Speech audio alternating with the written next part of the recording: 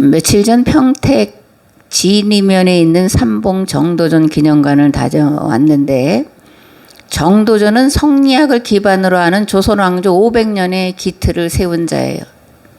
서울을 가면은 사대문이라고 돼 있잖아요. 사대문의 이름을 인의예지, 그리고 신, 그래서 5개의 유교의 이제 근본 개념을 가지고 그런 성문의 이름을 짓고, 그리고 도시계획, 요즘 말로는 도시계획을 철저히 세우고 한 사람이 이제 정도전인데, 특히 정도전이 중요한 것은 백성이 근본인 나라를 세우고자 했다라는 데 있습니다. 삼봉이 이제 정도전의 호 가운데 하나인데, 이런 글이 수록되어 있습니다. 나라도 임금도 백성을 위해 존재할 때만 가치가 있다. 이게 1300년 시대에 살던 사람이 한 얘기니까, 그죠? 오늘날에도 우리가 새롭게, 그리고 맞는 얘기다, 이렇게 이제 생각되는 그런 말씀입니다. 요즘 건국전쟁이라는 그 영화가 이제 화제인데, 그죠? 오늘 보니까 90만이 넘었다고 그렇게 말하더라고요. 대한민국 건국 대통령 이승만을 재조명하는 영화입니다. 이승만은 자유와 인권과 법치 등 인류의 보편적 가치를 중시했는데, 그 뿌리는 기독교 정신에 있습니다. 그러니까 기독교인이라면 이승만에 대해서 바로 알아야 되고, 이승만이 가진 정신이 성경이 말씀하고 있는 정신이라는 것을 우리가 알아야 됩니다. 그래서 이 대한민국에 대한 책임감을 기독교인이라면 더 많이 가져야 하는데, 다행히도 이제 이승만을 재조명하는 그런 다큐멘터리 영화가 이제 상영되고 많은 사람들이 봐서 참 다행이다. 늦었지만 다행이다, 이런 생각을 갖습니다. 이승만의 공과 과가 다 있죠. 사람이 어떻게 공만 있고 과만 있겠어요, 그죠? 이승만의 공에 대해서 그동안 다 무시하고 과에 대해서만 말했는데, 이승만의 공에 대해서 몇 가지를 말씀드리면, 첫째로 교육 입국을 표방했다라는 겁니다. 특별히 이승만은 소외된 여성에게도 교육의 기회를 주었다라는 거예요. 이 하와이로 이주한 이주민들의 삶이 굉장히 고달팠습니다. 그 사탕수수 밭에서 사람 이하의 대접을 받으면서 겨우 굶어 죽지 않을 만큼만의 그 돈을 받아서 먹고 살았기 때문에 이 딸들에 대해서는 아무런 뭐라 그래야 돼요? 사람으로서, 자식으로서 그런 대우를 하지 않았습니다. 그래서 길거리에 딸은 그냥 내버리고, 왜냐하면 노동력을 제공할 수 있는 그런 게 아니기 때문에. 그 길거리에 많은 한국말도 못하고 미국말도 못하는 그런 여자아이들이 많이 있었는데, 이승만이 이들 가정들을 다 찾아다니면서 애들을 교육시켜라. 그런데 먹고 살기도 힘든데 어떻게 교육을 시키겠어요? 그래서 기숙학교를 세워서 여자아이들을 데려다가 먹이고 입히고 교육을 시켰다는 것이 역사적인 사실로 남아 있습니다. 둘째로 이승만이 한 것 중에 가장 큰 공은 토지개혁을 단행한 거예요. 이승만이 토지개혁을 시도하면서 그 책임자를 누구한테 맡겼냐면 공산주의자인 조봉암에게 맡겼어요. 근데 이제 조봉암이 그 한민당이라고 하는 지주들을 중심으로 한 그 한민당에 의해서 이제 6개월 만에 실각을 하는데, 그런데 이승만은 이 조봉암이 제시한 개혁안과 한민당이 제시한 토지 개혁안을 토대로 한 개정안을 상정해서 마침내 토지 개혁을 단행하는데, 그 원칙은 유상 매입, 유상 분배였습니다. 이러한 과정에서 대지주들이 반대를 심하게 했겠죠, 그죠? 수만 평을 가지고 있던 사람들이 그 아주 국가에서 싸게 매입을 했는데, 대지주가 아닌 상태로, 일반 농민의 상태로 내려간다면 그걸 누가 좋아하겠어요. 그래서 그 대지주들의 반대를 해결하기 위해서 일본이 운영하다가 두고 간 공장들을 사들일 권리를 대지주들에게 줘요. 근데 이게 놀랍게도 농업자본을 산업자본으로 바꾸는 계기가 됐고, 이것이 산업화의 토대를 이루게 됐고, 북한의 남침으로 시작된 한국전쟁에서 공산주의 세력을 몰아낼 수 있었던 큰 원인이 이제 이 토지개혁의 있다라고 이미 역사가들뿐만이 아니라 사실로 증명이 되었음을 알 수가 있습니다. 세 번째로 여성에게도 투표권을 부여했다라는 거예요. 물론 1800년에도 여성에게 투표권을 부여한 그런 사례도 있지만 전반적으로 다 그렇게 된 것이 아니에요. 일반 특정 계급 사람들에게만 투표권이 주어졌고 그것도 실제로 그렇게 적용된 사례를 찾아보기 어려운데 대한민국은 1948년에 여성에게 투표권이 부여됐는데 더 놀라운 것은 선거의 4대 원칙 뭐예요? 평등, 직접, 보통, 비밀 선거. 이게 선거의 4대 원칙인데 이게 실제로 적용이 되었다라는 겁니다. 이승만은 백성들의 자유와 평등과 행복에 지대한 관심을 가진 대통령이었을 뿐만 아니라 여성 교육의 진심이었고 이러한 것들은 성경이 말하는 가난한 자 곧 고아와 과부와 나그네를 불쌍히 여기라는 말씀과 일맥상통하고 있다는 것을 알 수가 있습니다. 아멘. 조선을 건국한 정도전 그리고 대한민국을 건국한 이승만에 대해서 말씀을 드렸는데 성경 66권을 한마디로 요약하면 뭐가 될까요? 뭐라고 할 수 있을까? 성경 66권을 한마디로 요약하면 거룩한 나라 건설 프로젝트. 제가 오늘 아침에 붙여봤는데요. 거룩한 나라 건설 프로젝트다. 이렇게 이제 성경이 뭐냐?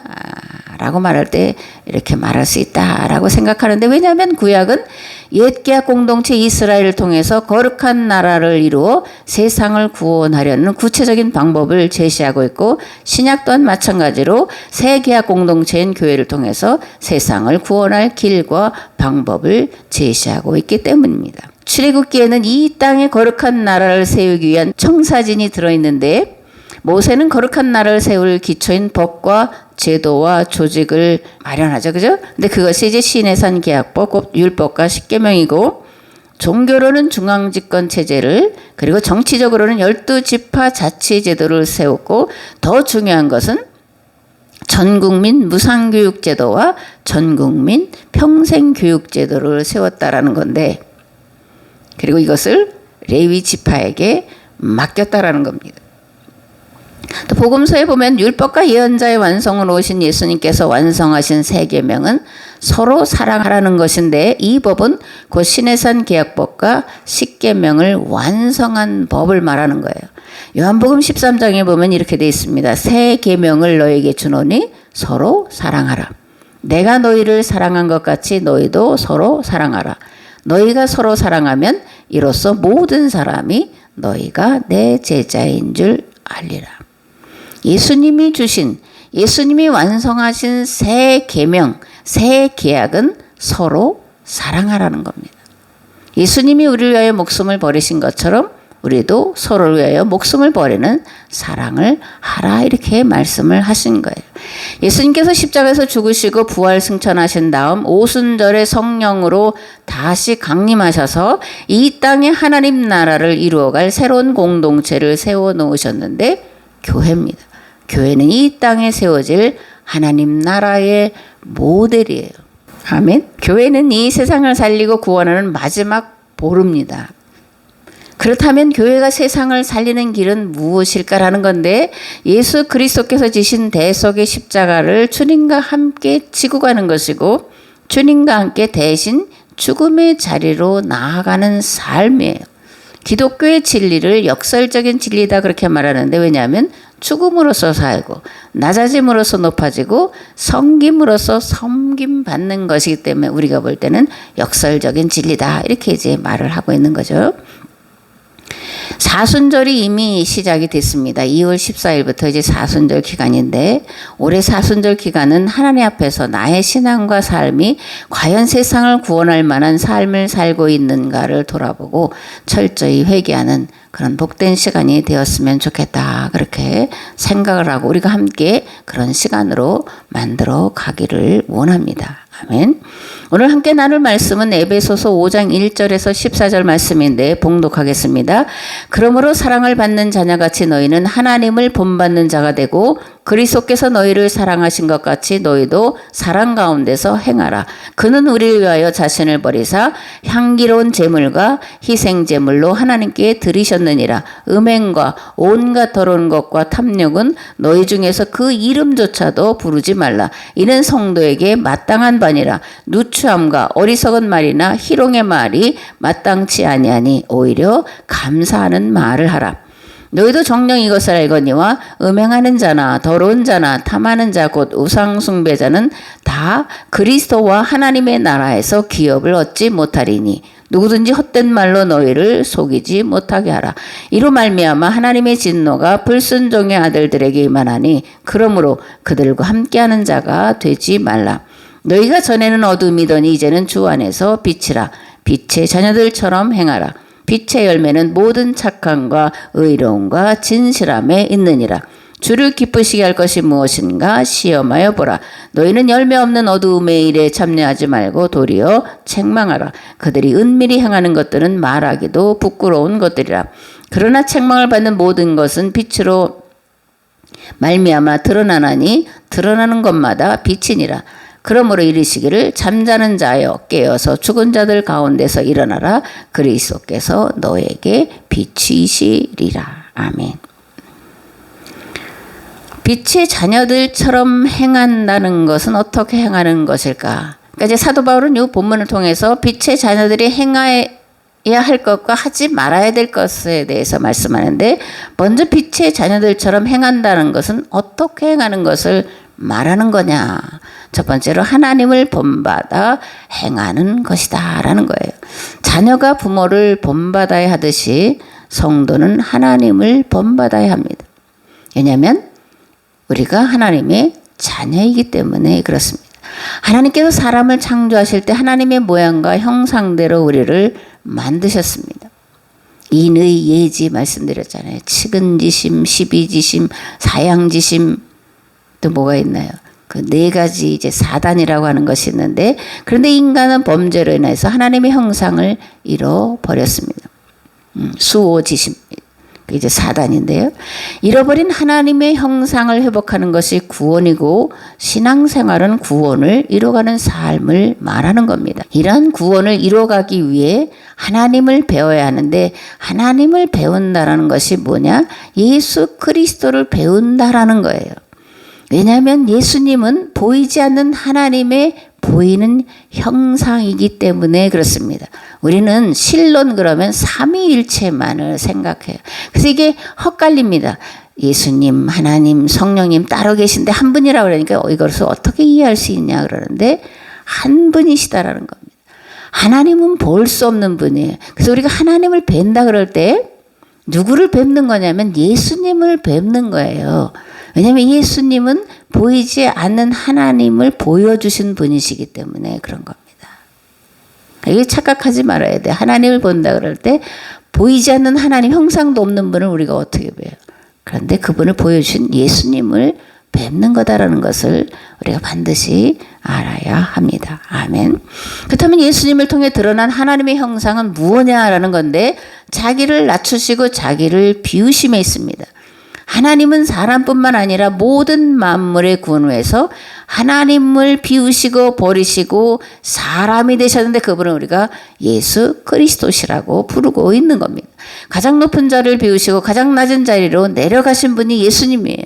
자신의 생명을 버리심으로 그 안에서 만물을 통일되게 하신 분이 예수님입니다. 십자가는 예수님의 영성과 인격과 사역을 다 품고 말해주고 있어요. 그렇기 때문에 자기를 비우심 또는 케노시스, 이거는 십자가를 말하는 것이고 예수님을 말씀하시는 것이고, 그리고 성도가 따라가야 될 삶을 말하는 거다, 이렇게 말씀을 드립니다. 아멘. 에베소서 5장 2절에서 사도 바울은 예수 그리스도는 우리를 위하여 자신을 버리사 향기로운 제물과 희생 제물로 하나님께 드리셨다, 이렇게 고백을 하는데, 빌립보서에서는 이렇게 고백합니다. 만일 너희 믿음의 제물과 섬김 후에 내가 나를 전제로 드릴지라도 나는 기뻐하고 너희 무리와 함께 기뻐하리니 이와 같이 너희도 기뻐하고 나와 함께 기뻐하라.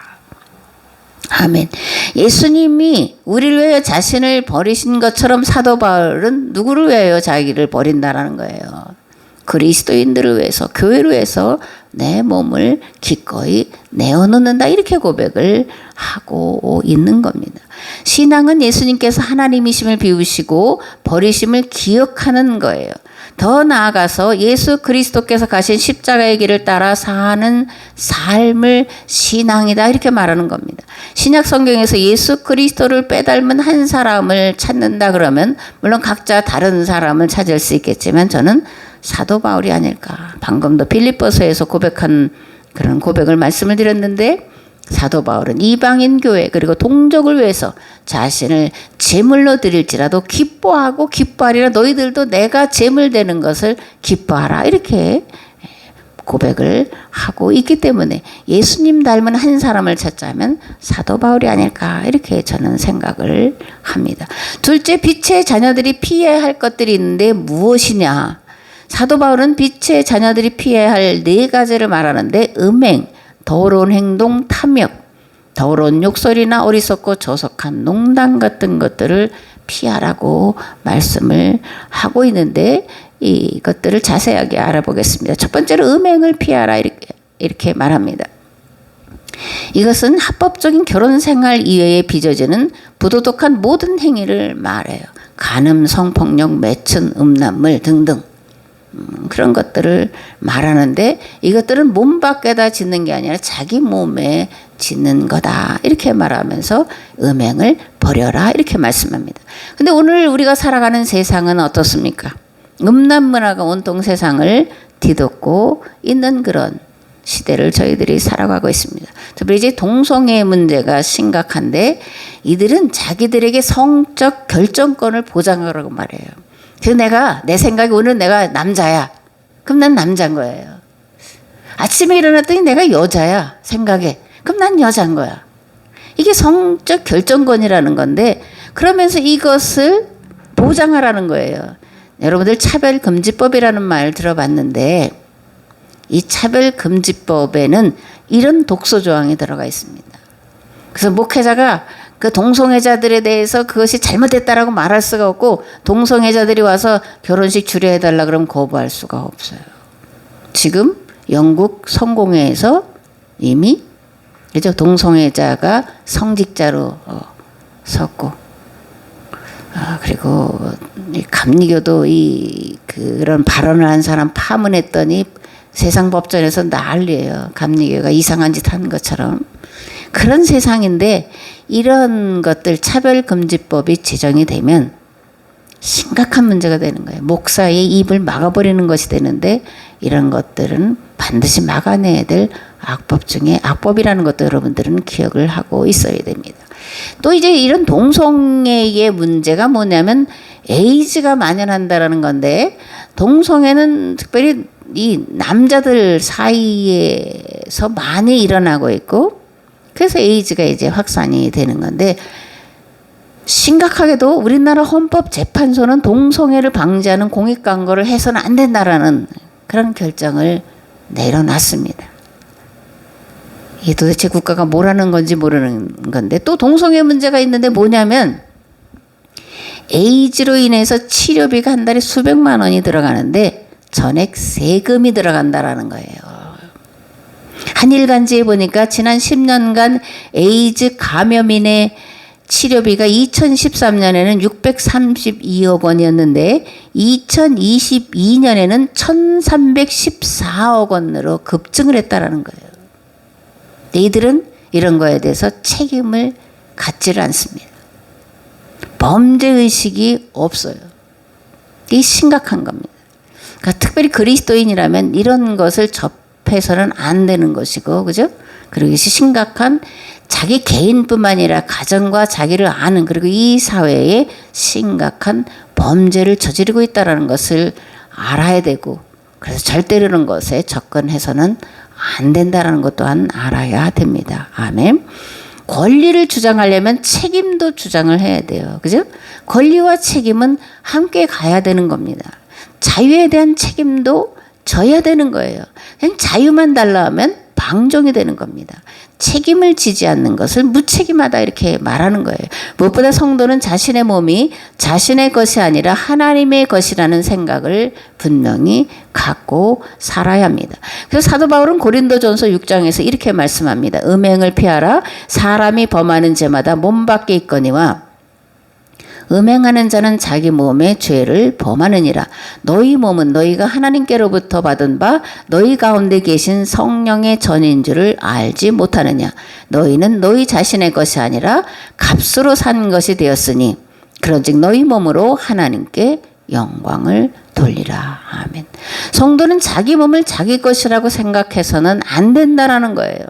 내 몸은 하나님께서 예수 그리스도의 대속의 값으로 사신 것이기 때문에 하나님의 것이고요. 또 그 내 안에 하나님의 영이 거하시는 성전이기 때문에 성전이 해야 될 선한 목적을 따라서 내 몸을 거룩하게 지키고 내 몸으로 선을 이루는 일들을 해야 마땅하다 이렇게 말씀하고 있는 겁니다. 아멘. 성경만큼 이 성적인 문제에 대해서 심각하게 다루고 깊이 있게 다루는 것이 없는데 예수님은 간음에 대해서 이렇게 말씀하십니다.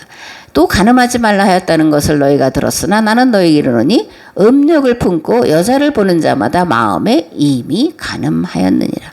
예수님은 마음에 음욕을 품은 것이 곧 간음한 거다라고 이렇게 말씀하는데 왜 이렇게 말씀하실까? 아니 내가 생각으로만 한 건데 그게 무슨 죄를 범한 거냐 이렇게 생각할 수 있는데 왜냐하면 마음의 생각이 곧 행동을 결정하기 때문에 그런 거예요. 그래서 예수님은 누추한 말이나 어리석은 말이나 더러운 말은 그 사람의 생각과 마음속에 이미 일어나는 것이고 그것이 곧 실제로 드러난다는 것을 말씀하고 있는 거예요. 그러므로 생각과 마음을 올바로 가져야 하고 말을 가려 조심해야 하는데 야고보는 이제 말에 대해서 이렇게 말합니다. 혀는 곧 불이요 불의의 세계라. 혀는 우리 지체 중에서 온 몸을 더럽히고 삶의 수레바퀴를 불사르나니 그 사르는 것이 지옥불에서 나느니라. 내가 생각한 악한 생각, 그 생각이 내 입으로 발설될 때 지옥불과 같은 그런 지옥과 같은 상황을 만들어 낸다라는 거예요. 이 말씀을 들으면 제가 가장 많이 찔리는데 어쨌든 이제부터라도 긍정적인 정말 믿음의 말, 소망의 말, 축복의 말을 하고 부정한 말, 그죠? 그런 것들은 하지 말아야 되겠다. 내가 그런 생각이 날 때마다 내 머리를 흔들고 치고 그래서 떨어뜨려 버려야 되겠다 그런 생각을 합니다. 그렇다면 십계명 제7계명에 간음하지 말라는 말씀에 담긴 의미는 무엇일까? 성경만큼 성윤리에 대해서 엄격한 잣대를 대는 것이 세상에는 없는데 왜냐하면 간음의 문제는 개인의 문제에 그치는 것이 아니라 가정을 파괴하기 때문에 그러고 자녀들을 병들게 하기 때문이고 사회 질서를 어지럽히기 때문에 그러는 거예요.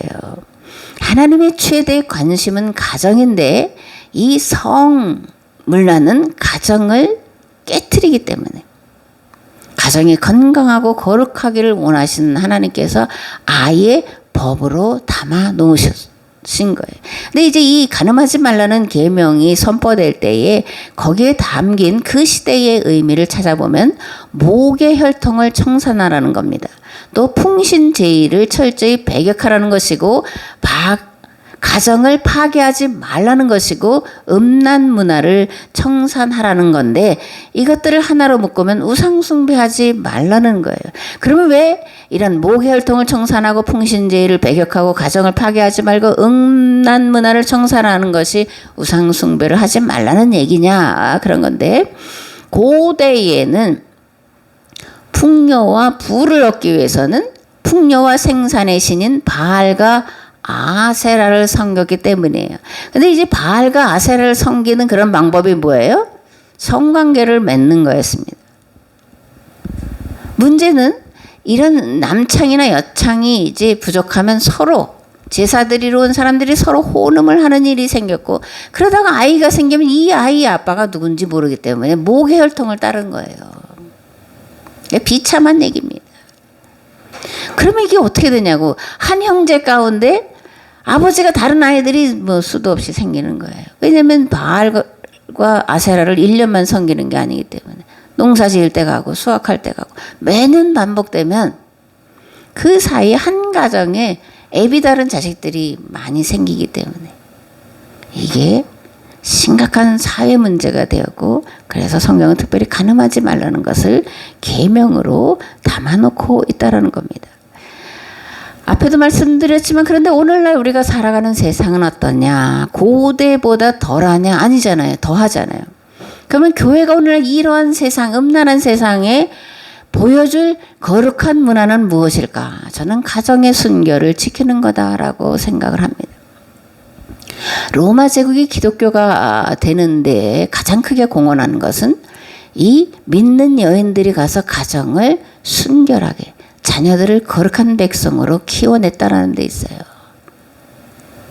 이 로마 제국의 음란 문화는 심각하기가 이를 데 없었는데, 사람들이 자세히 보니까 믿는 여자가 들어간 가정은 가정이 순결하고 자녀들을 잘 키우고 하는 것이 보여지고 들려져서, 특별히 고위직에 있던 사람들이 자기 며느리감을 삼을 때는 믿는 여자를 선택했다라는 거예요. 이것이 확산되면서 로마 제국을 기독교 국가로 만드는 데에 가장 크게 공헌하는 한 요인이 됐다. 역사가 증명을 하고 있는 겁니다. 구약 성경에 보면 돌로 쳐 죽여야 하는 죄가 있는데, 안식일을 범할 때, 약탈했을 때, 기륭하복을 점칠 때, 그리고 간음이에요. 이런 자들은 살려둬서는 안 된다라고 성경은 말씀을 합니다. 왜냐하면 이런 것들은 하나같이 거룩하고 순결하고 건강한 가정과 삶을 깨뜨리는 요소가 되기 때문에 죽여서 그 싹을 없애라고 성경은 말씀하는 거예요.